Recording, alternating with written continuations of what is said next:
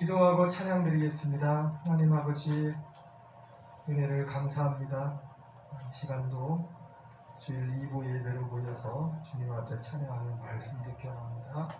예배하신 은혜 다하시고 우리를 주님이 기뻐하시는 삶으로 이끄시고 인도하여 주옵소서. 예수님 이름으로 기도합니다. 아멘. 분성가 439장 찬양드리겠습니다. 십자가로 가까이 나를 이끄시고 거기 흘린 보혈로 정죄하옵소서. 십자가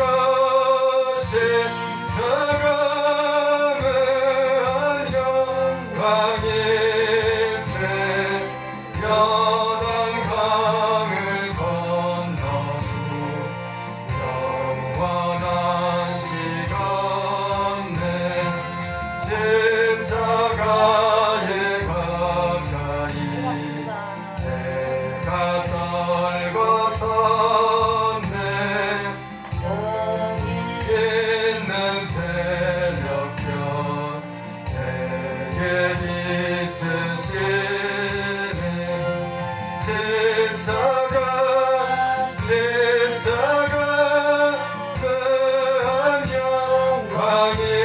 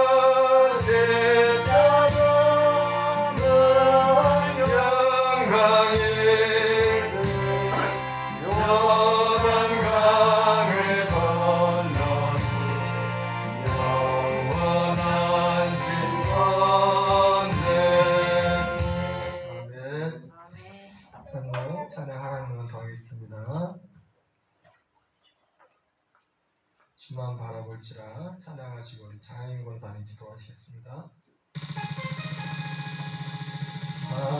하나님의 사랑을 사모하는 자, 하나님의 평안을 바라보는 자, 너의 모든 것 창조하신 우리 주님, 너를 얼마나 사랑하시는지.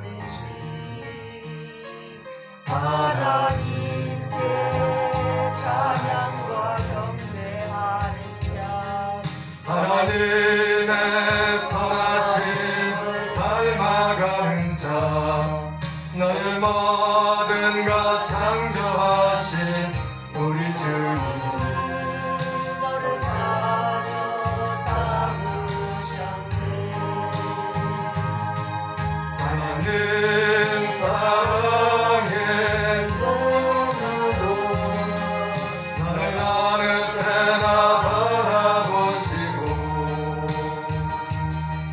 하나님 인자함께로서 언제나 나에게 계시니, 어둠의 밝은 빛을 비춰주시고, 나의 작은 신음에도 응답하시니, 나는 어느 곳에 있든지 주를 향하고 주만 바라볼지라.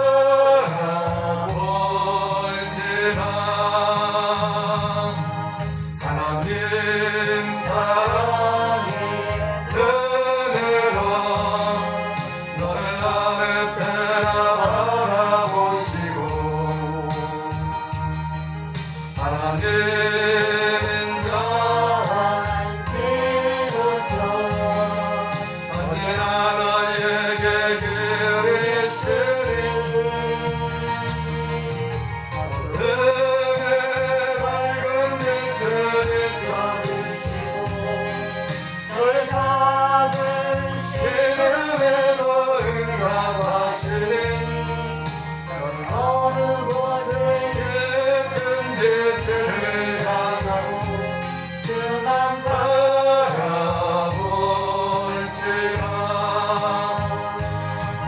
하나님 사랑의 눈으로 나를 어느 때나 바라보시고,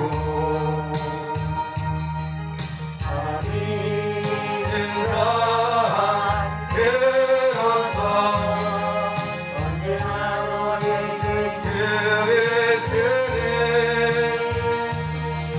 하늘의 밝은 빛을 비춰주시고, 나의 작은 신음에도 응답하시니, 어느 곳에 있든지 주를 향하고 주만 바라볼지라.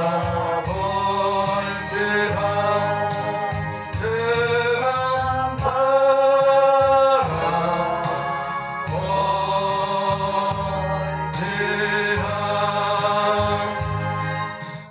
아멘.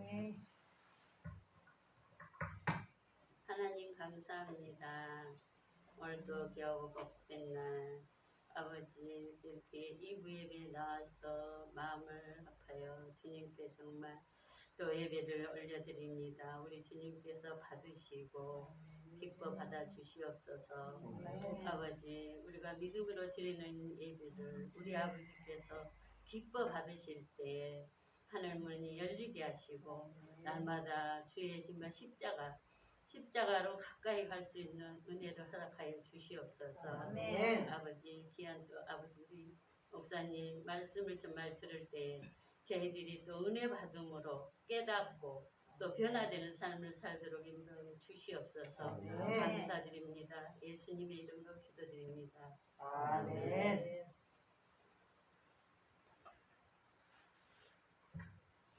하나님 말씀 마태복음 5장 1절 2절 첫 목소리로 봉독하겠습니다. 기도하겠습니다.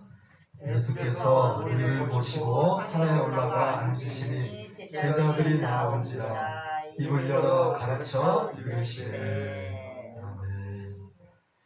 할렐루야. 제가 이 예배를 좀 바꿨습니다. 이 순서제도 오늘부터, 물론 3부 예배는 아직 안 드려요. 저녁 예배를 3부라고 붙여야 돼요.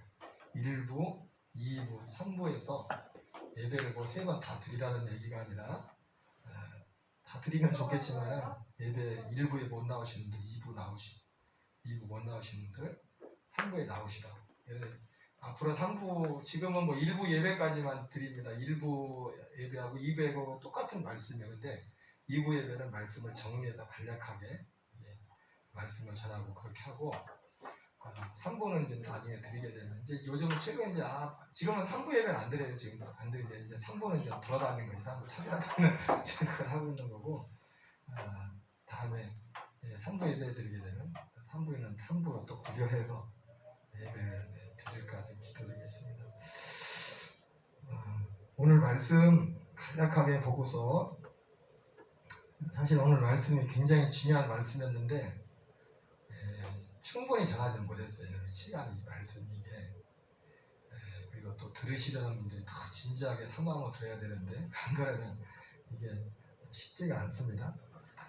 오늘 우리를 향한 예수님의 2가지 큰 소원이라는 제목으로 말씀을 전했죠. 그래서 너희는 이런 사람이 되거라, 세상의 소금과 빛이 되거라, 천국에 들어가는 자가 되거라 하면서 말씀을 전했어요. 영상에 오늘 올린 내용이 다 나와 있는데, 그래서 예수님의 가장 큰 2가지 큰 소원은 바로 세상의 소금과 빛이 되는 겁니다. 그리고 우리가 이 땅을 떠날 때 구원에 이르는 천국에 들어가는 사람이 되라는 겁니다. 왜냐하면 천국에 들어가는 사람이 많지 않다고 했어요. 그러면서 이 2가지 목적, 세상의 빛과 소금이 되고 소금과 빛이 되고, 또 우리가 마지막 날에 그날에 구원에 이르는, 온전한 구원에 이르는 자가 되려면 정말 소중하게 받아야 할 말씀들, 복 중에 복이 무엇인가를 알아야 되고, 또 예수님이 율법을 완전하게 하신 예수님이라는 것. 제가 이 시대의 어떤 말로 표현을 했죠. 예수만 믿으면 어떻게 살든 천국에 갈 수 있다는 거짓들을 가르치죠. 그렇게 생각하지. 쉽게 말하면 예수님이 내가 율법이나 표현한 대로 생각하나? 그렇게 생각하지 말라. 이 말씀이 그 의미를 여러분 쉽게 풀으면 그거예요. 예수만 믿으면 아무렇게 살아도 천국 간다, 그런 말은 있을 수가 없어요. 그 문장 자체가. 예수 믿는 게 그런 게 아니기 때문에. 그렇다고 이것이 꼭 우리의 행위로 천국 간다는 얘기는 아닙니다. 여러분들이 말을 잘 알아야 돼요. 우리는 어차피 행위로 천국 갈 사람은 없어요. 쉽게 말하면, 이제 말하고, 그리고 코람데오의 신앙, 둘이 2번 나오니 셋인데, 말씀을 안 했고요. 이거 뭐 지금 이게 할 수 없고 성경 그대로 읽으면 돼. 이게 무슨 내용이 나와 있으니까. 자, 그런데 중요한 건 뭐냐면, 예수님이 이런 삶을 원하는데, 이것이 우리의 이 마태복음 5장부터 7장까지의 이런 삶은 사실은 그러한 삶을 살아서 내가 노력해 살아서 천국에 가는 게 아니라, 어떻게 보면 마태복음 5장부터 7장까지라는 삶은 예수님의 십자가의 은혜를 만난 사람들에게 맺혀지는, 나타나는 열매입니다. 열매. 그래서 아까 말씀드렸죠. 예수님은 이 모든 말씀을 성취하기 위해서 자기 생명을 걸었다, 목숨을 걸었다. 이 마태복음 5장부터 7장까지 이 말씀을 성취하기 위해서 주님이 목숨을 걸었어요. 왜? 우리는 안 돼요. 우리 육신으로는 안 돼요. 그리고 그것이 제가 로마 3장 23절부터 26절까지 말씀드렸고, 그리고 예수님을 통해 새롭게 열린 길, 육신을 쫓지 않고 그 영을 쫓아가는 자에게 율법의 요구를 이렇게 합니다. 이 2 말씀 다가 예수님의 십자가의 죽으심을 통해서 이루어진 길이 열린 거예요. 여기에 대해서도 사실은 들어도 뭔 얘기인지 이해 못하는 분들이 많아요. 사실은 이 말씀, 성경에 나와 있는 말씀이지만. 그러면서 좁은 문으로 들어가기를 힘써야 된다. 좁은 문이 뭡니까? 십자가로 가까이 가는 걸 쉽게 말합니다. 십자가로 가까이 가까면 좁은 문은 결국 좁은 문의 핵심이 뭐냐면 내가 없어지는 거예요. 사람들이 제일 싫어하는 게 뭐냐면 내가 없어지는 거거든. 누구한테 인정받으려고, 내 자랑, 내 내세우려고. 사실 좁은 문의 핵심은 그거예요. 나를 부인하는 거예요. 내가 죽고 예수님이 하는 거예요. 갈라디아서 좁은 문은 결국은 들어가면 그거예요.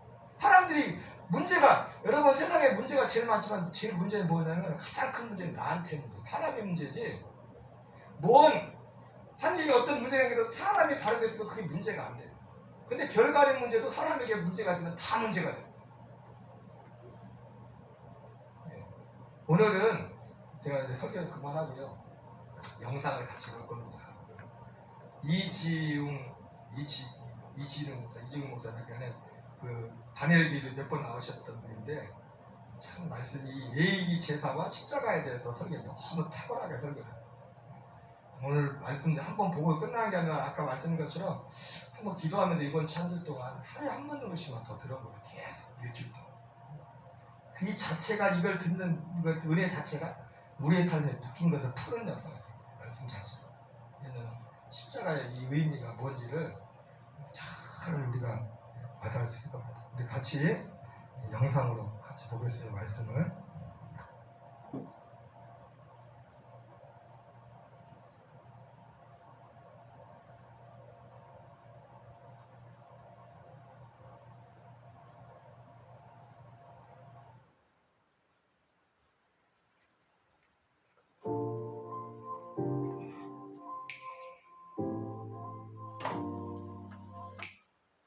정말 이 복음에 대해서 값없이 준다고 하니까 정말 값싸게 생각하는 거예요. 싸구려로 생각하는 거예요, 사람들이.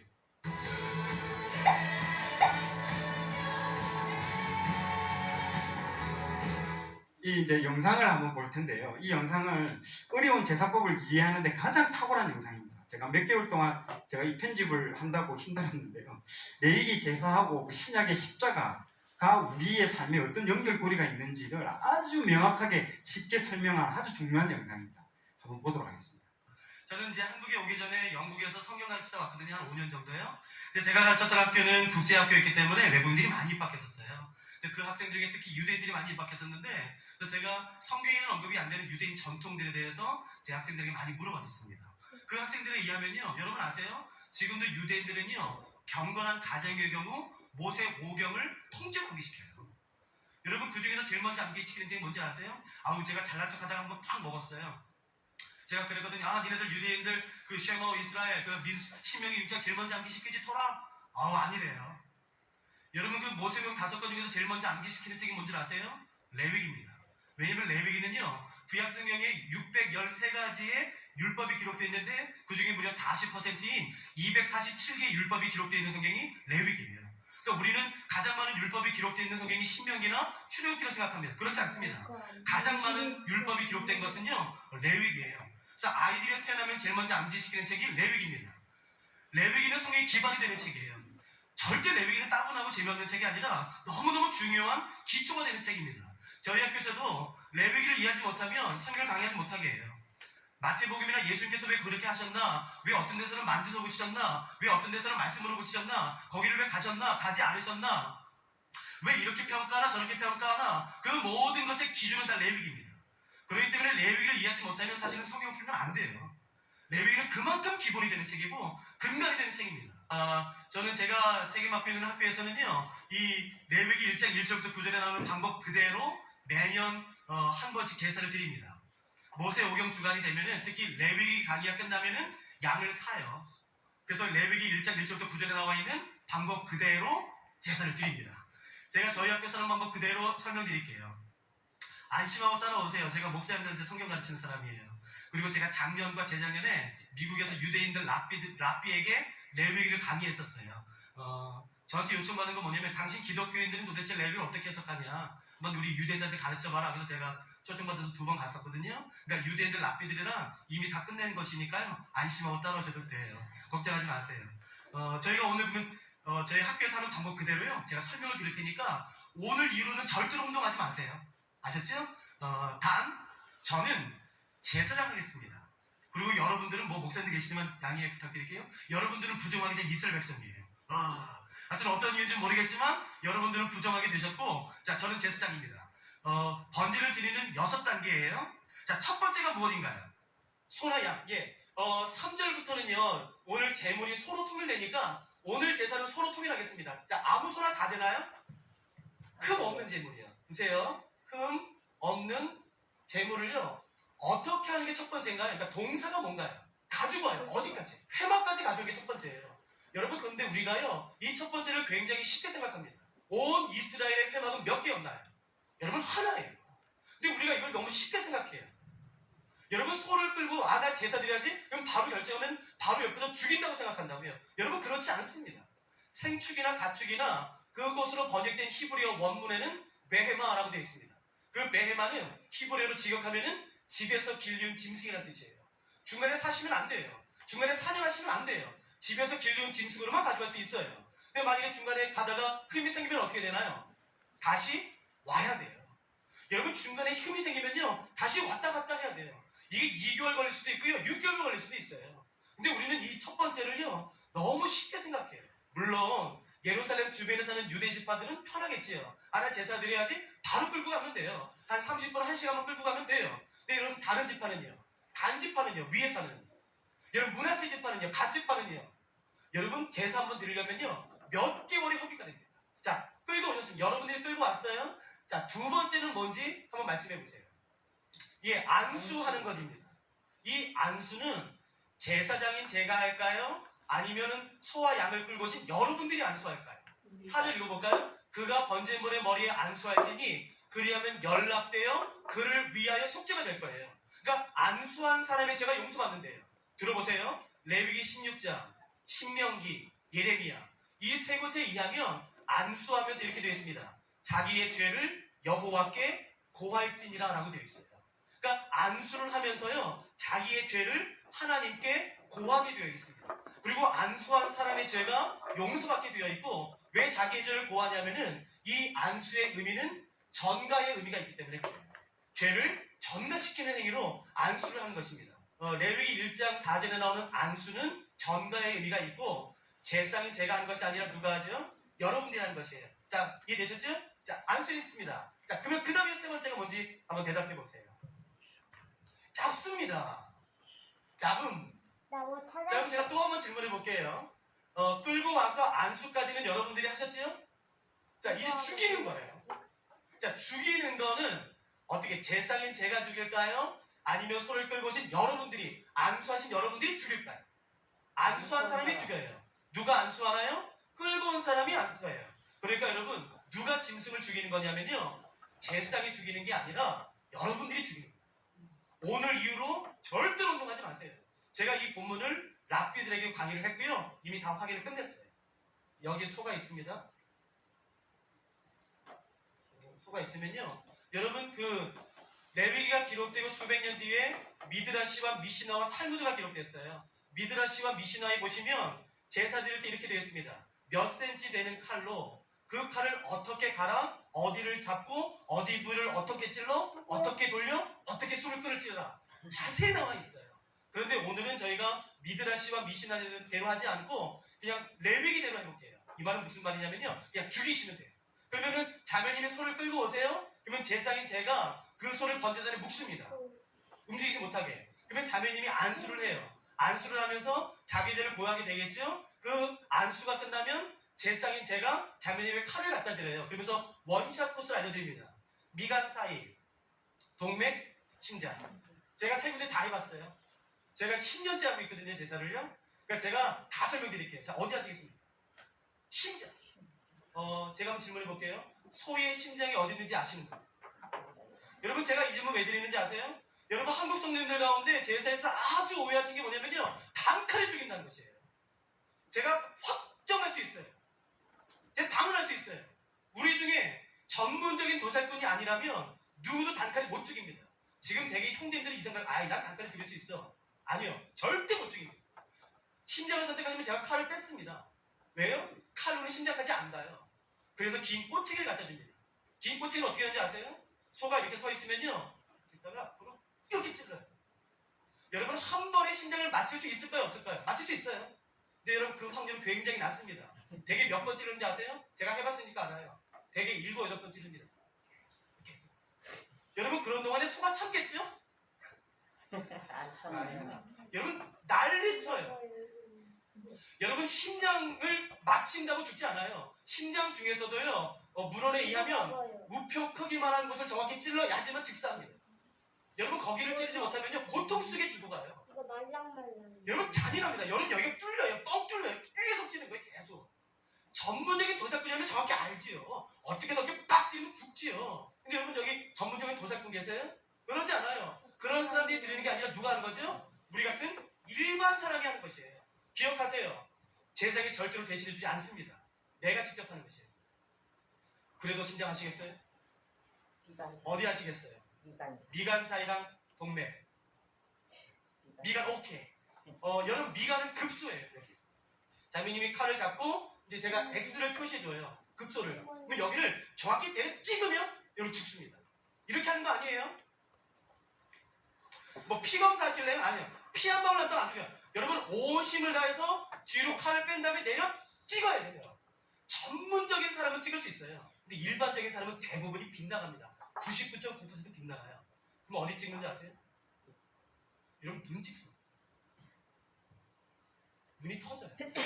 여러분 제가 이 말씀을 왜 드리냐면요. 이상하게 한국 성도님들은요. 구약의 대사에 대해서 낭만이 있어요. 얼마나 낭만이 있어요. 얼마나 교양이고 클래식하고 우아하고 음악 이루고 경건하고 얼마나 좋을까? 여러분 착각하지 마세요. 세상에서 가장 잔인하고 끔찍한 게 제사예요. 저는 10년째 들고 있습니다. 구약의 제사는 절대로 낭만적이지 않아요. 피가 낭자합니다. 여러분 처참해요. 처참해. 절대 낭만이 없어요. 여러분 여기서 누가 노래하잖아요. 싸움 납니다. 여러분 눈이 터져요. 자 보세요. 자 죽을까요? 안 죽을까요? 안 죽어요. 그러면 뽑아요. 그래서 다시 찍습니다. 그럼 희한해요. 짐승은 본능이 있어서요. 이번엔 반대로 움직여요. 어디 찍는지 아세요? 반대 눈 찍습니다. 죽을까요? 안 죽을까요? 두 눈 다 터져도 안 죽어요. 그럼 어떻게 되는지 아세요? 또 뽑아서요. 이쪽 볼을 계속 찍어야 돼요. 그러면 어떻게 되냐면요. 여기가 으그러집니다.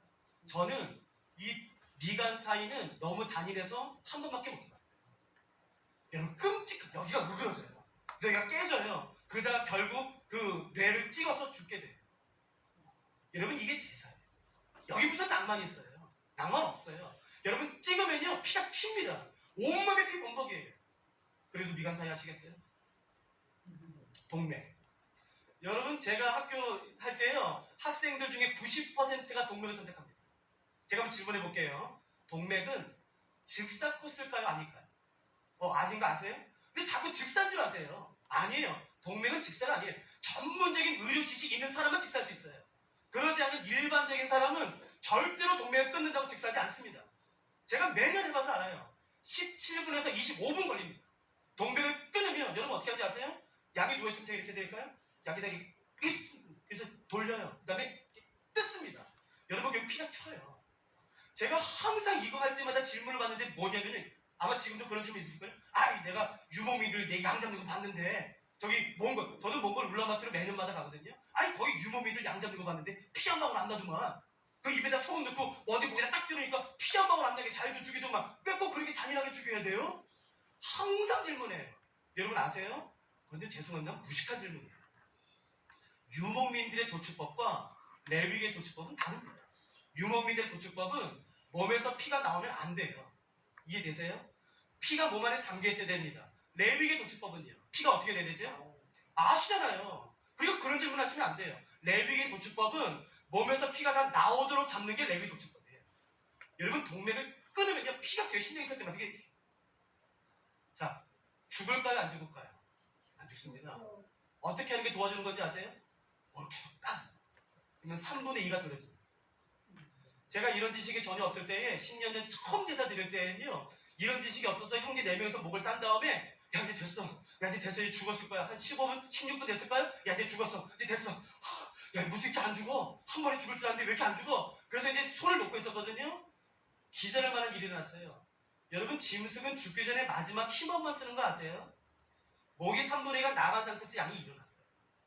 여러분 자매 간사들이 기절하고 저는 아직도 그때 트라우마가 있어요. 제가 이것 때문에요. 레위기 16장에는 대속죄 때문에 염소 잡습니다. 염소도 한번 잡아봤어요. 근데 염소는 덜 미안해요. 왠 줄 아세요? 염소는 목에 칼이 들어가면요 발악합니다. 소리 지르고 막 발로 계속 이렇게 쳐요. 그러니까 정신, 야 잡아! 얘 잡아! 계속 눌러서 막 죽이더라고요. 정신이 없어요. 그러다 보면 언제가 죽어 있어요. 제가 독산동에 돼지 죽이는 것도 같이 봤거든요. 돼지도요 별생 난리를 쳐요. 그러니까 정신이, 죽일 때면 정신이 없어요. 양은 어떻게 되는지 아세요? 양의 목에 칼이 들어가면요 양이 이겁니다. 하루 떨면서요 눈을 들어서 자기 죽이는 사람 눈 한번 봐요. 그리고 여러분 소리 한 번 안 지릅니다. 여러분 그때 무슨 생각나면요 이사야서 53장에 털 깎는 자 앞에서 잠잠한 어린 양이 생각나요. 여러분 그때 얼마나 미안한지 아세요? 소리 안 지르거든요. 죽이는 사람 한 번 보고 그리고 그 죽음을 받아들여요. 양은. 여러분 이게 제사예요. 제사가 이렇게 끔찍한 거야? 내가 직접 하는 거여서 제사해 주는 게 아니라 나 그럼 제사 안 드려. 제사 안 드리셔도 돼요. 근데 기억하세요. 제사 안 드리실 분은요 일평생 세 가지를 하시면 안 돼요. 자, 기억하세요. 첫 번째, 기도하시면 안 돼요. 하나님의 이름은 입번 끝도 하시면 안 돼요. 그대로 죽습니다.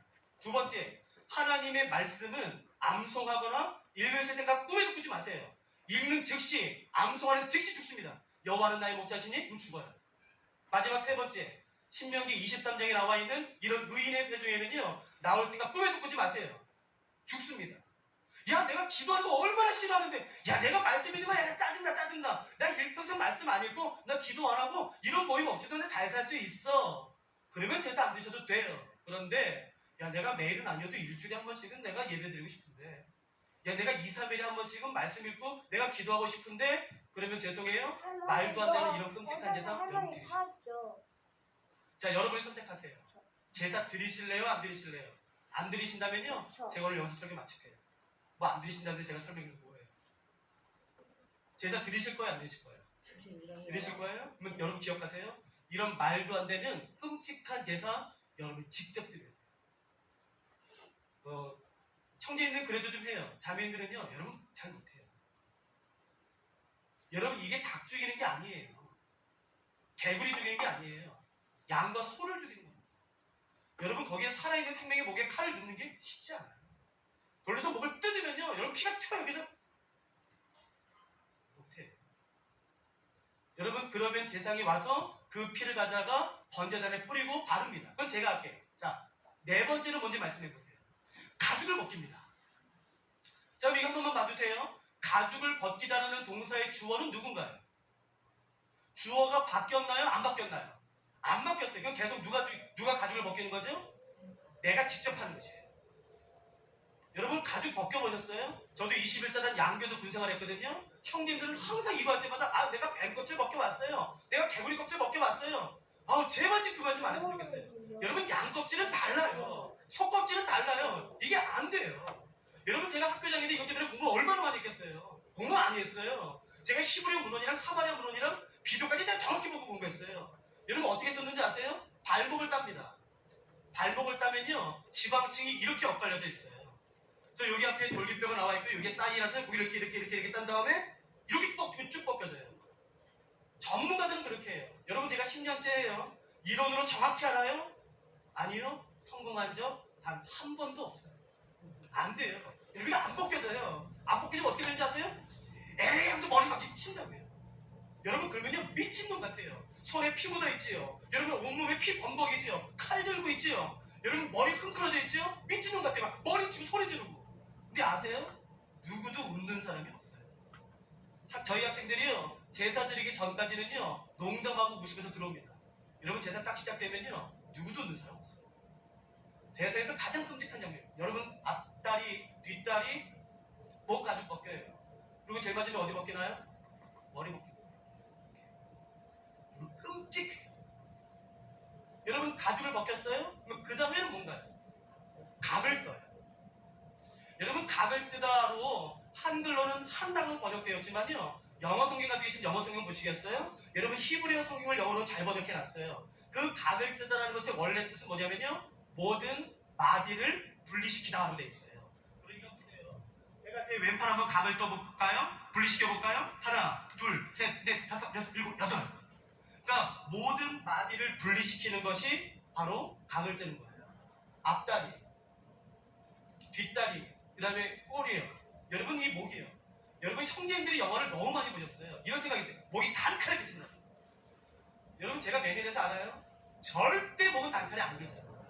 제가 이것 때문에 조선시대 망나니 문어까지 공부했어요. 여러분 전문적으로 목을 치는 망나니가 목을 몇 번 치는지 아세요? 3번 칩니다. 오른쪽에서 한 번, 왼쪽에서 한 번, 뒤에서 한 번. 전문적으로 목을 치는 망나니도 3번 쳐야 돼요. 그러니까 여러분 목이 단칼에 깨지는 것은 영화예요. 영화. 절대 현실에서는 안 일어나요. 여러분 이 목을요 칼로 쳐요? 아니요. 7, 8번을 쳐도 뼈가 안 분리돼요. 그래서 결국 뭘 갖다 주냐면요 손도끼 갖다 줍니다. 손도끼로 쳐야 돼요. 계속이요. 그러면 뭐가 튀는 줄 아세요? 피는 아까부터 쳤어요. 살, 뼈, 알과 척수가 튀는 이렇게 찍찍해요. 그러면 그 조각을 내면 그때 이제 제사장이 가서 그 조각들을 번제대에 올려놓고 태우면 이때 제사가 끝나는 것이에요. 참 쉽지요? 오늘 이후로 절대 운동하지 마세요. 이 6단계 제가 설명해 드릴까요? 흠없는 재물을 가지고 와서 안수하고 죽이고 껍질을 벗기고 조각을 내고 그 조각을 번제단에 올려놓고 태우면 끝이에요. 그런데 이해할 수 없는 한 단어가 오늘 읽은 1장 9절 제일 마지막에 있어요. 한번 보실까요? 1장 9절 제일 마지막. 제가 읽어드릴게요. 그 내장과 정갱이를 물로 씻을 것이요 제사장은 그 전부를 단 위에 불살라 번제를 비치는 화제. 이 말이에요. 이는 화제라 여호와께 향기로운 냄새. 그러니까 하나님이 이거 너무 좋아하세요. 하나님이 이 냄새를요 너무 좋아하세요. 그래서 누가 소를 끌고 오면 양을 끌고 오면 하나님이 흥분하세요. 와우! 그래서 하나님이 너무 흥분하세요. 그다가 이렇게 안수하면 더 흥분하세요. 와우! 죽여! 야우! 그래서 여러분 안수 끝난 다음에 칼을 꺼내가지고 칼로 동맥을 찢으면요 심장을 찢고 미간을 쪼기면요 하나님이 더 흥분하세요. 와우! 야우! 죽여! 와우! 누가 죽인 다음에 껍질을 벗겨 조이면 그때 벌들 켜면 그때는 너무 좋아하세요. 이런 엽기적인 신이 좋으세요. 이런 하나님이 뭐가 좋다고 여기까지 나와서 예배드리세요? 여러분 아세요? 우리가 지금 예배드리는 그 하나님이요 이런 엽기적인 제사 좋아하는 분이세요. 잘 알고 예배드리세요. 이런 신이 좋으세요? 뭐 때문에 이렇게 좋아요? 그거 아세요? 우리 하나님 정말 엽기적인 신이라고요. 그거 제가 질문해 볼게요. 이걸 왜 이렇게 좋아할까요? 이런 거를요. 여러분 아세요? 에스겔 33장에 이런 말씀이 있던데요. 나 여호와는 악인의 마땅한 죽음도 기뻐하지 아니하노라. 그러니까 어떤 사람이 있는데요. 이 사람은 인간이 상상할 수 없는 죄를 범했어요. 그래서 이 사람은 마땅히 죽여야 돼요. 찢어 죽여야 돼요. 근데 하나님 이렇게 말씀하세요. 아니야. 나 여호와는 이 악인의 마땅한 죽음 기뻐하지 않아. 난 이 사람 살았으면 좋겠어. 아니 그렇게 말씀하시는 하나님이 이 죽음은 왜 이렇게 기뻐하세요? 아 짐승이니까요? 양이니까요? 소니까요? 왜 이렇게 기뻐할까요? 제가 다르게 질문해 볼게요. 여러분 이 제사에서요 한 단계를 빼면 도살이에요. 그리고 도살에서 한 단계를 넣으면 제사가 됩니다. 제사와 도살은 요 한 단계가 있느냐 없느냐 차이예요. 여러분 혹시 오늘 뭐 점심이나 저녁이나 고기 드신 분 계세요? 제육볶음이나 뭐 불고기요? 여러분 어떻게 드셨어요? 죽인 다음에 껍질 벗기고 초밥 내서 살 발라서 드셨잖아요. 그러니까 제사의 6단계 중에서 가장 중요한 단계는 무엇이겠습니까? 이게 안수예요. 왜요? 안수가 무슨 의미죠? 전가시킨 것이에요. 그러니까 대답해 보세요. 그러니까 안수 이후 3번째 단계부터는 하나님의 눈에 소와 양이 죽나요? 뭐가 죽나요? 죄가 죽는 거예요. 여러분 이 3번째부터는요 안수한 즉시 이 사람의 죄가 전가되기 때문에 소가 죽고 양이 죽는 게 아니라 이 사람의 죄 덩어리가 죽는 것이에요. 그러니까 여러분 보세요. 죄의 심장이 찢어진 것이에요. 죄의 동맥이 끊어지고 죄의 미간이 쪼개지고 죄가 죽고 죄의 껍질이 벗겨지고 죄가 난도를 향해서 죄가 태워지기 때문에 이렇게 말씀하시는 거예요. 이거 향기롭다. 여러분 기억하세요. 하나님은요 짐승의 죽음을 기뻐하지 않으세요. 하나님은 그런 엽기적인 분이 아니세요. 그럼에도 불구하고 하나님이 이거를 기뻐하시는 이유는요 양과 소가 죽기 때문이 아니라 전가시킨 그 그 죄가 죽기 때문에 죄의 숨통이 끊어지는 것이에요. 여러분, 이 A라는 사람이 죄를 범했을 때에 이 A의 죄값은, 죄의 대가는 누가 당하는 게 공의고 정의고 법일까요? 그러니까 이 A가 지은 죄에 대한 하나님의 진노를 A가 받는 게 마땅한 것이에요. 어떻게 해요? 이렇게 해요. 그러니까 여러분, 제사가 없다고 칠까요? 제사 없어요. 우리가 그렇게 좋아하는 공의예요. 여러분, 법 좋아하시잖아요. 정의 좋아하시잖아요. 자, 그러니까 우리가 정의대로 하는 것이에요. 법대로 하는 것이에요. 자, 제사 같은 거 없어요. 이런 잔인한 게 왜 있어요? 그러니까 내가 죄를 지으면요, 내가 그 죄값을 받는 거예요. 어떻게 해요? 이렇게 해요. 이렇게 하고 있죠. 하나님, 나 어떻게 하죠? 죄범했는데. 너 정말 죄범했어? 예. 일로 와봐. 너 어떻게까지 죄범했는데, 하나님? 너 죄범했어? 예. 일로 와봐. 근데 하나님께서 주면서 칼을 꺼내시겠죠. 그리고 동네를 찌르시겠죠. 내 심장을 찢으시고 내 미간을 쪼개고 나를 죽이고 내 껍질을 벗기고 나를 조각내서, 잘 들어보세요, 나를 태워야지만 내가 지은 죄에 대한 하나님의 진노가 사라지는 거예요. 여러분, 그게 죄예요. 우린 정말 지금 은혜 시대에 삽니다. 어떤 죄를 범해도 내가 예수 그리스도의 이름으로 그 보혈로 기도했습니다. 그럼 정말 용서 받아요. 근데 여러분 기억하세요. 이 제사가 없다면 여러분, 이게 공의예요? 내가 직접 이렇게 받는 거예요. 그것 외에는 하나님의 진노를 처리하는 방법이 없어요. 근데 하나님이 말도 안 되는 제사 같은 거 만들어 놓으셨어요? 그래서 이렇게 말씀하세요. 야야, 난 너 못 죽여. 너 그 죄 빨리 소에게 전가시켜. 그래서 이 죄가요, 소에게 전가돼요. 여러분, 죄가 전가되면 무엇도 따라가는지 아세요? 예, 쏟아지는 마땅한 하나님의 진노까지 따라가요. 이렇게 해요. 이게 제사예요. 여러분 기억하세요. 하나님은요, 동물 학대하시는 분이 아니에요.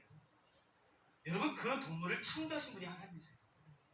하나님은 그 생명의 죽음, 희생 안 기뻐하세요. 그래도 불구하고 이렇게 만들어주신 이유는요, 내가 지은 죄에 대한 그 죄값을 나에게 묻고 싶지가 않으신 거예요. 그래서 여러분, 그 죄가 전가돼요. 어떻게 해요? 안수를 통해서요. 잘 보세요. 안수할 때 죄가 전가된다고 말씀을 드렸는데 제가 일부러 죄의 전가라고 쓰지 않고 그냥 전가라고 말씀드렸어요. 그 이유는 뭐냐면요, 안수할 때에 나의 죄는 소에게 전가되지만, 그러니까 일방향 전가가 아니라 투웨이, 쌍방향 전가가 일어나요. 죄는 전가되지만 소에 무엇이 이 사람에게 전가됩니다. 자, 뭘까요? 그러니까 흠없습니다. 자, 그럼 제가 질문해 볼게요. 하나님의 흠없는 제물을 요구하시는 이유는 하나님 때문이에요, 사람 때문이에요? 사람 때문이잖아요. 근데 우리가 성경 읽을 때마다 뭐라는지 아세요? 짜증나. 야, 그 양반은 융통성이라는 조금도 없어. 야, 흠 좀 있으면 어때? 흠 좀 있으면 어때? 왜 드실 때 이빨에 껴? 찔겨? 야, 그 양반은 융통성이라는 조금도 없어. 여러분, 그런 말 하지 마세요. 그 말은요, 내비기를 안 외우셨다는 뜻이에요. 제가 말씀드렸죠? 제사는 죄와 관련된 것이 있고 죄와 관련되지 않은 것이 있다고 말씀을 드렸어요. 죄와 관련되지 않은 제사의 경우 레위기에 의하면 앞다리가 없는 제물도 받으시겠대요. 여러분, 흠이 있는 정도가 아니라 앞다리가 없는 제물도 받으시겠대요. 근데 하나님이 고집 피우는 건 뭔지 아세요?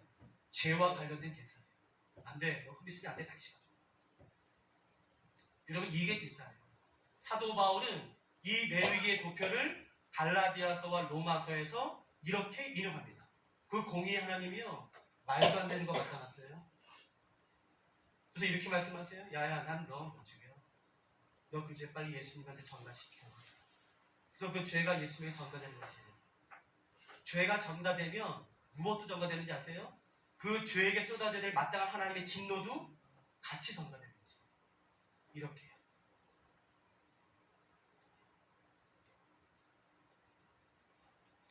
제가요, 전 전도하다가 이런 말 들어봤거든요. 근데 제가 그 말 듣는 순간에 심장이 멎는 줄 알았어요. 여러분도 모르겠어요. 혹시 그 말씀 들어보셨는지 모르겠고요. 어쩌면 여러분도 예수님 믿기 전에 그 말씀을 하셨었는지 모르겠어요. 이 말이에요. 야야, 하나님 신발 하시라 그래. 내가 그거 눈알 깜짝할 줄 알아? 야, 그거 하나도 안 들여. 야, 신발 하시라 그래. 그래서 그렇게 말씀하시면 안 돼요. 여러분, 누구도 그 죄에 대한 하나님의 진노를 감당할 수 있는 사람은 아무도 없어요. 제가 정말 그 말 듣는데요, 심장이 멎는 줄 알았어요. 화가 나는 게 아니라 제가 두렵더라고요. 정말 몰라서 그렇게 말한 거예요. 아세요? 여러분, 그 죄에 대한 그 거룩한 하나님의 맹렬한 진노, 그 엄중한 심판은요, 누구도 감당할 수 없어요. 누구도.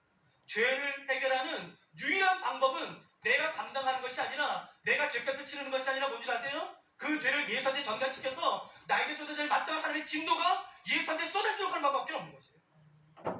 그 방법밖에 없어요. 여러분 지금까지 신앙생활 하시면서요, 내 죄를 예수 그리스도에게 전가시킨 적이 있으세요? 없으세요? 여러분 없으시면 기억하세요. 협박하는 거 아니니까. 없으시면 기억하세요. 내가 목사든 장로든 권사든 뭐든요, 내가 교회에 얼마나 갖다 바쳤든지 간에요, 내 죄를 예수님한테 한 번도 전가시킨 적이 없다면 내가 모태신앙이든 교회를 수십 년 다녔든 마지막 죽은 다음에 하나님 섰을 때에 반드시 이렇게 될 겁니다. 하나님의 진노의 칼이 여러분 내 심령을 찢을 거예요. 내 동맥을 끊고 내 미간을 쪼개고, 그래서 나를 죽이고 내 껍질을 벗기고 내 조각을 태워서 그 불에 태워야지만, 잘 들어보세요, 내가 지은 죄에 대한 하나님의 진노가 사라져요. 있으세요? 없으세요?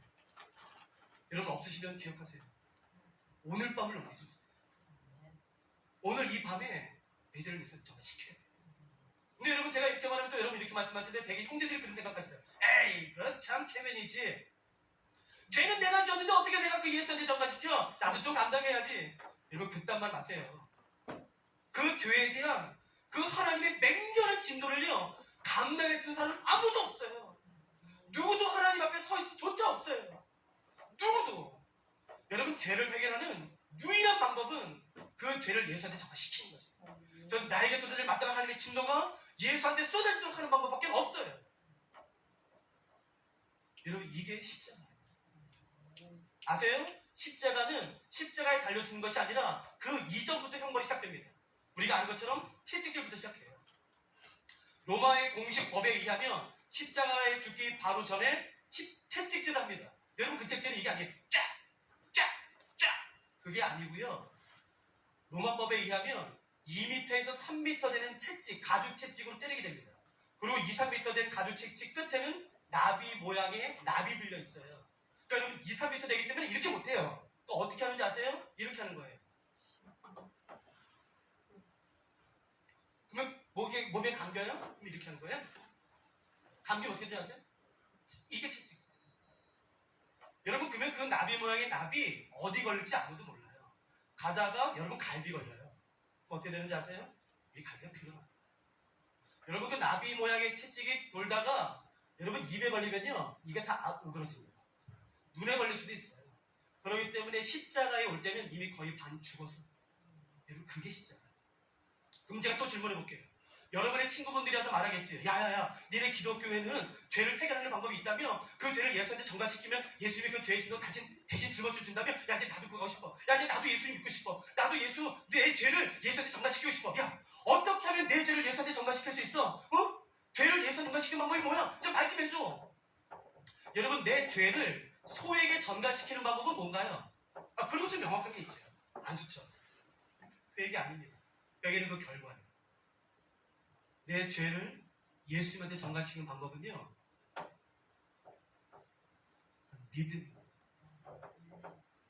예수님, 내가 예수님 믿습니다. 예수님만이 내 구원자십니다. 그 중심의 고백이에요. 여러분 그러니까 그 고백은요, 하나님과 본인밖에 몰라요. 목사도 판단해 줄 수가 없어요. 그건 하나님과 본인만 하는 것이에요. 예수님, 내가 예수님 믿습니다 하는 그 중심의 고백을 하는 그 순간에 내 죄가 예수님에게 전달되는 거죠. 예수 믿는 게 뭔지 아세요? 세상에서 제일 못된 사람들이 예수 믿는 사람들이에요. 왠 줄 아세요? 죄는 지가 져놓고 그 지가 자기가 지은 죄 해결할 방법 없다고 예수님에게 자기 죄를 덮어씌운 정말 나쁜 사람이 예수 믿는 사람들이에요. 예수 믿는 게 뭔지 아세요? 여러분 예수 믿는 사람이 자랑이 어디 있습니까 도대체? 정말 나쁜 사람이 예수 믿는 사람들인데. 그러면 여러분이 저한테 묻겠죠. 그럼 당신은 예수 믿어? 예, 제가 믿어. 그럼 저한테 이럴 수 있는 거죠. 야, 당신 진짜 못됐네. 말끔하게 차려봐가지고 당신 뭐야? 당신이 죄졌는데 그 죄를 예수한테 전가시켰다는 건 뭐야? 당신 그렇게 나쁜 놈이야? 제가 그런 놈이에요. 여러분 그게 예수 믿는 거예요. 여러분 믿을 때 죄가 전가됩니다. 그리고 예수님의 무엇이 나의 것이 될까요? 흠없으며. 근데 그걸 좀 더 종교적인 단어로 바꾼다면요, 그렇죠. 정확히 보셨네요. 의입니다. 그래서 여러분 보세요. 내가 죄인에서 의인이 돼요. 자, 이거는 좀 음성으로 대답해 주시겠어요? 저한테요? 자, 내가 죄인에서 의인된 것은, 자, 믿어서예요? 의롭게 살아서예요? 여러분, 저를 포함해서요. 여기 있는 모든 분들 다 의롭게 살아서 의인된 사람 아무도 없어요. 믿어서 의인되었어요. 근데 희한한 건 뭔지 아세요? 시간이 조금만 지나면 그 믿어서 의인된 걸 잊고요. 자기가 의롭게 살아서 의인된 것처럼 착각해요. 그래서 사람들 정죄해요. 여러분 믿을 때 의만 나의 것이 될까요? 오직 하나? 예수 믿지 마세요. 뭐 이거 하나 때문에 예수 믿어요? 또 무엇이 나의 것이 될까요? 여러분 예수님이 하나님을 누구라 불렀지요? 아버지. 그 관계가 나의 것이 돼서 로마서에 의하면 내가 하나님을 누구라 부르나요? 여러분 이게 기가 막힌 단어예요. 아빠. 예수님의 권세, 생명 그것이 나의 것이 돼요. 에베소서 1장에 의하면 믿을 때 나의 죄는 예수님에게 전가되고 보세요. 예수님의 모든 것이 나의 것이 됩니다. 여러분 이것을 일컬어 뭐라고 그러는지 아세요? 이것을 일컬어 하는 말이 여러분 이게 복음이에요. 정말 저 보면서 많이 울었고요. 정말 우리 영상을 그때 우리 팀 통독할 때도 봤는데 많은 죄들이 끊어졌습니다. 이 영상 보면서 복음에 대한 깊은 이해가 있어야 됩니다. 그래서 구약을 읽어야 됩니다. 왜? 정말 이 복음에 대해서 값없이 준다고 하니까 정말 값싸게 생각하는 거예요. 싸구려로 생각하는 거예요, 사람들이. 정말 내가 그저 준다고 하니까 정말 값어치 없고 무가치한 거로 생각하는 거예요, 사람들이 전부 다. 이 영상을 보면서 정말 값없이 내가 받았지만 값없는 겁니까? 하나님, 예수 그리스도께서 맹렬한 그 하나님의 죄에 대한 진노를 온전히 다 뒤집어 쓰시는 거잖아요. 근데 어떻게 이거를 값없이 우리가 받았다고 할 수 있지? 그러나 하나님 값없이 주십니다. 정말 믿으라고, 값없이 믿으라고 거의 싸구려 어디 판매하듯이 막 이렇게 가서 얘기하는데 너무너무 저는 화가 나더라고요. 미국에 있는 지금 많은 성도들이 기독교에서 떠나는 이유가 값없이 하니까. 정말 값없는 거죠. 불교에 가니까 뭐 삼천배도 하고 자기의 노력이 더 간다니. 이걸 모르니까 그러는 거예요. 이걸 모르니까. 정말 값없이 준다고 하니까 싸구려인 줄 아는 거예요. 진짜. 구약을 모르니까 그렇게 하는 거예요. 신약만, 사랑만 있고 은혜만 있으니까 얼마만큼 이게 놀라운 가치가 있는 것인지를 모르니까 이렇게 돼요. 그래서 구약을 읽어야 된다. 신약만 가지고는 은혜만 주장하는 거예요. 무가치하게 생각해요. 이 강의에서 주는 메시지가 뭐냐면요. 실제로 이 사람이 죽여보십시오. 다음에 이 사람이 죄를 지을까요? 못 지을까요? 트라우마 때문에 죄를 못 짓습니다. 내가 또 가서 저 피칠갑을 하는 저 제사를 내가 드려야 되는데 누가 저 제사를 그러면 다음에 내가 죄를 좀 지으다 하면 바로 그 피가 떠오릅니다. 구약의 이 끔찍한 제사는요, 죄를 끊기 위한 하나님의 제도적 장치입니다. 다음에 다시 내가 뭐지? 죽이면서 그렇게 생각할 거야. 내가 다음에는 다시는 내가 죄를 안 짓는다. 내가 어떻게 내가 다시는 내가 죄 안 짓는다. 이러지 않겠습니까? 구약의 제사가 이런 겁니다. 오늘 밤 모든 죄의 문제들이 끊어지는 놀라운 역사가 일어날 줄 선포합니다.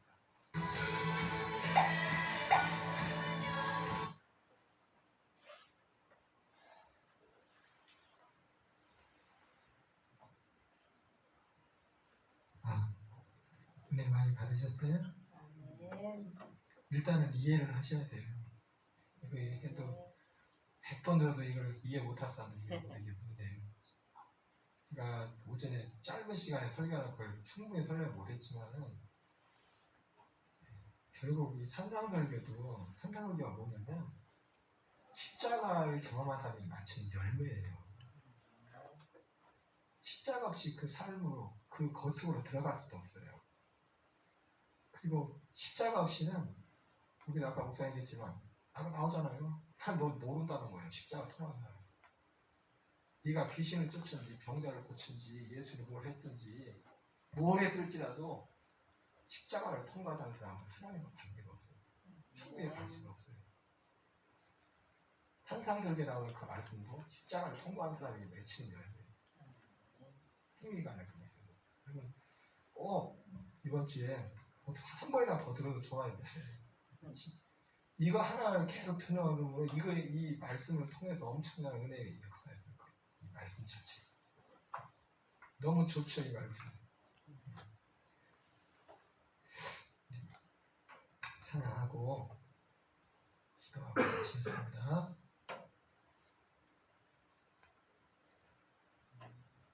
들을 때마다 의미가 다를 겁니다. 사모하는 마음으로 깨닫기 위해서 그런 마음으로 반복해서 최소한 하루에 한 번씩 그래서 계속 들으면 기도하면서 할 때 우리에게 묶인 문제들도 그게 자연스럽게 풀어지는 거예요. 이 문제가 십자가가 분명히 내 삶에 세워지는 거예요. 우리 십자가로 가까이 찬양하시겠습니다.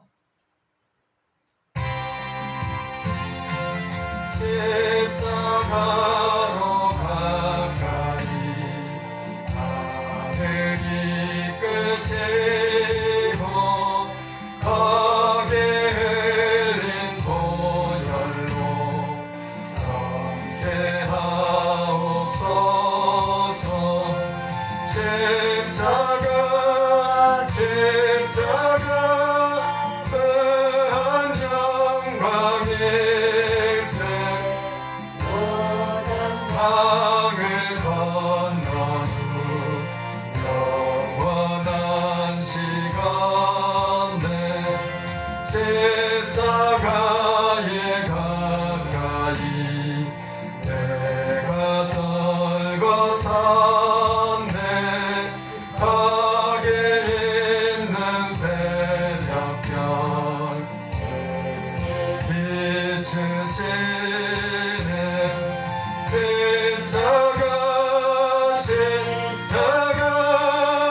십자가는 영광일세. 요단강을 건너주 영원한 시간에 바로 가까이 가게 하시었고 범사받은 고생도 알게 하옵소서. 십자가 큰 영광일세. 요단강을 건너주 영원한 시간에 십자가에 가까이 의지하고 서서 천국에 이를 때까지 항상 머물겠네.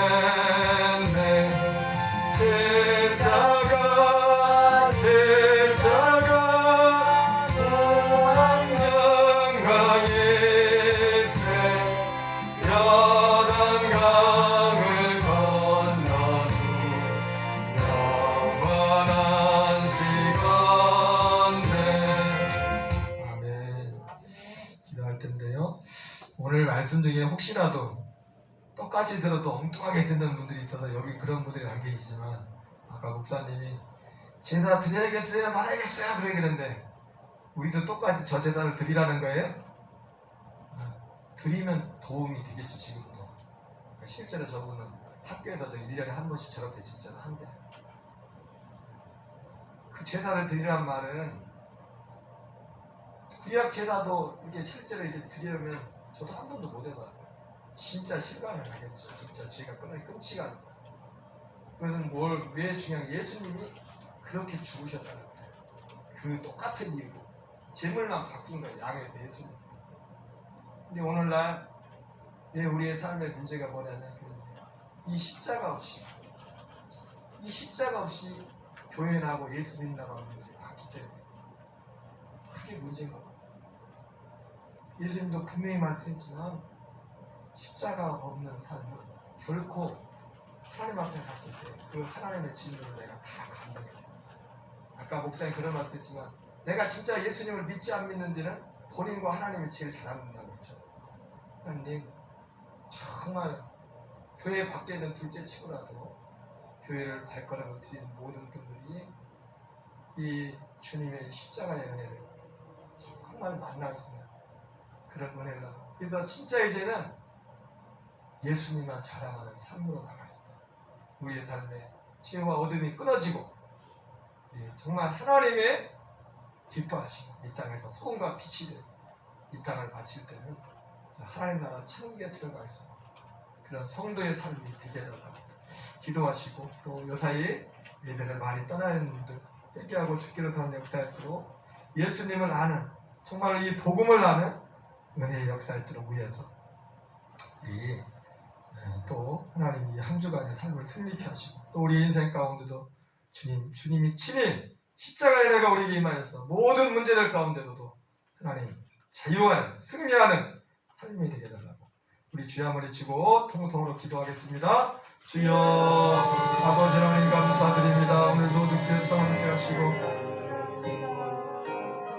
하나님 아버지 감사합니다. 이 시간도 주께서 우리를 아버지 예배로 불러주시고 특별히 종려주일 고난주간을 시작하면서 아버지 하나님 예수님의 십자가의 그 복음이 무엇인지를, 예수님을 믿는다는 것이 무엇인지를, 아버지 그 의미가 무엇인지를 우리의 신앙에 있어서 십자가야 그 은혜의 역사가 무엇인지를, 십자가를 통과한 자만이 천국에 갈 수 있고 십자가를 통해서만 아버지 우리가 이 땅에서 빛과 소금의 역할을 감당하는 아버지와 새로운 피조물로 변화될 수 있습니다. 주의 오늘 말씀을 통해서 다시 한번 가슴으로 아버지 주의 은혜를 허락하여 주옵소서. 주의 은혜를 허락하여 주옵소서.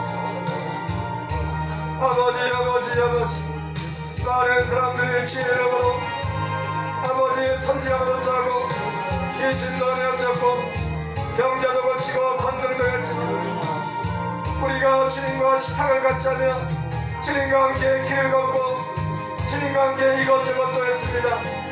그러나 주님께서 내가 너희를 도무지 알지 못한다 주님 말씀하니 십자가 없는 예수 없는 주님의 죽으시는 십자가 앞에 나가려는 그 믿음은 결코 아버지 우리를 천국으로 이끌 수 없으며 우리의 자랑은 아버지 12사도가 요한계시록에서 그들이 받은 12간조차도 주님 앞에 올려드리며 어디 구원하심이 보좌에 앉으신 어린이 함께 있도다. 어디 예수님만 남았던 것처럼 사도 바울이 내가 이제는 그리스도의 십자가 밖에는 결코 달아날 것이 없다고 말씀한 그 말씀의 의미가 무엇인지를 우리가 믿음으로 마음으로 알게 하여 주시고 주여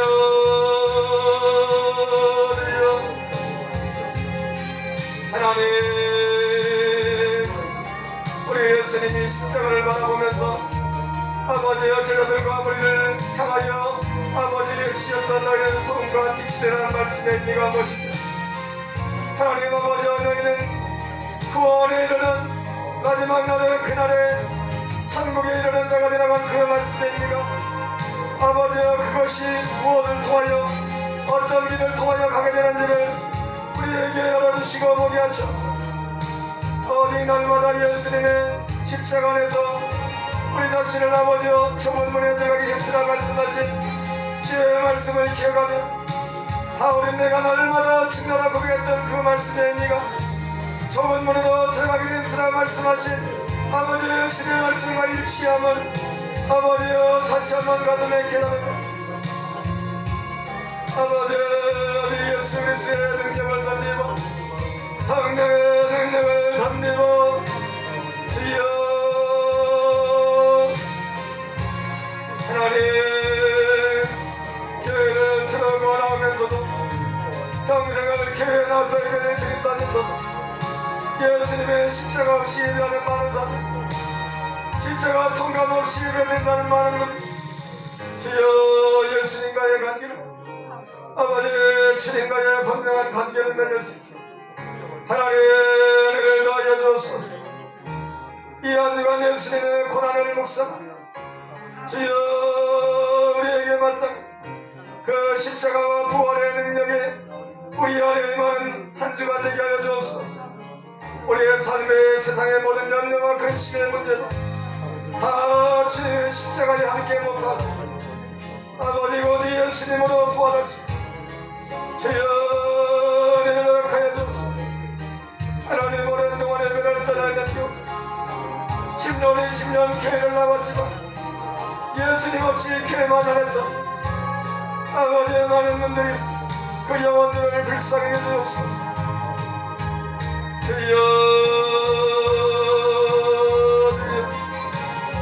아버지 아버지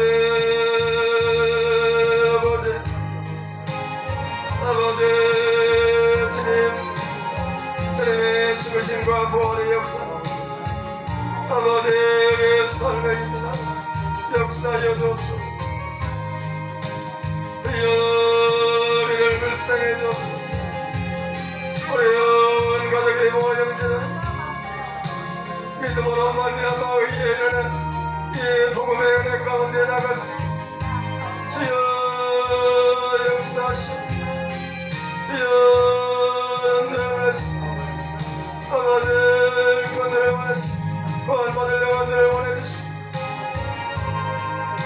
주여 모든 혀의 결박들이 어둠의 결박들이 예수 이름으로 풀어지게 하시고 모든 묶임들이 십자가의 능력으로 풀어지게 하시고 모든 진롱의 건들이 예수님의 십자가의 능력으로 풀어지게 하시고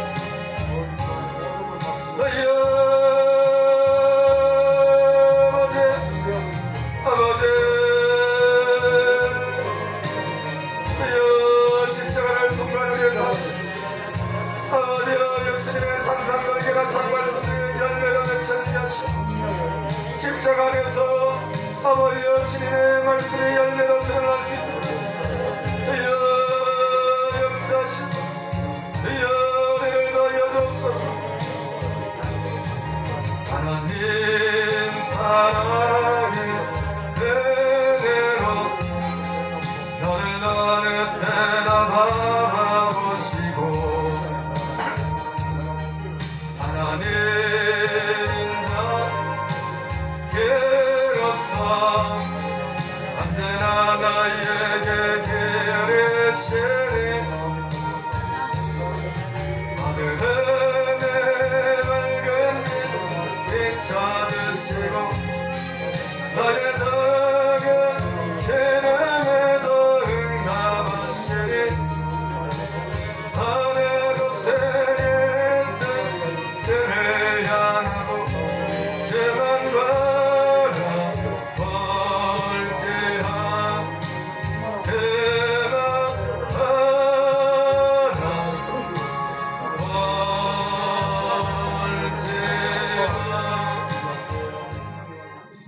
아멘.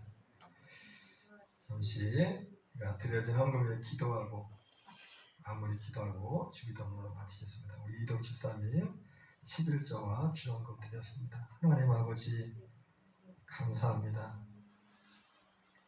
우리가 예수님을 믿는 가장 큰 목적은 천국에 가기 위함인데 십자가 없이 예수님을 믿는다고 하면 아버지 교회를 들어가 나오는 사람들이 오늘날 많이 있습니다.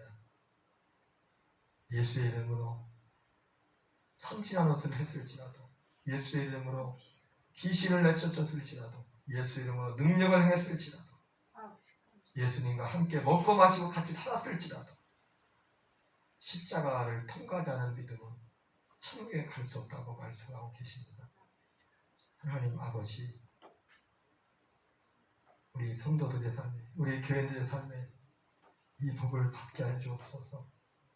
십자가 안에서 누구든지 그리스도에서 안에 쓰면 새로운 피조물이라 이전 것은 지나갔으니 보라 새 것이 되었도다 말씀하신 것처럼 주님 우리의 몸과 마음과 영혼이 새롭게 되는 복을 허락하여 주시옵소서. 오늘 예배하며 하나님 집사님 11조의 감사금을 드립니다. 주정금을 드립니다. 주여 받으시고 십자가의 그 사랑과 은혜와 능력이 우리 집사님 삶에 충만하게 하시고 머리에서 발끝까지 주님이 만지셔서 영육간에 더욱더 강건함 주시고 저 천국 사방으로 더욱더 뜨거워질 수 있도록 하나님 붙잡아 주시고 날마다 주님 주시는 기쁨과 위로와 소망이 가득할 수 있도록 하나님 역사에 주옵소서. 오늘 함께 주의를 누리며 기도한 기도 가운데도 주님 들으시고 긍휼을 베풀어 주옵소서. 우리의 삶에 역사하여 주옵소서. 승리케 하여 주시옵소서.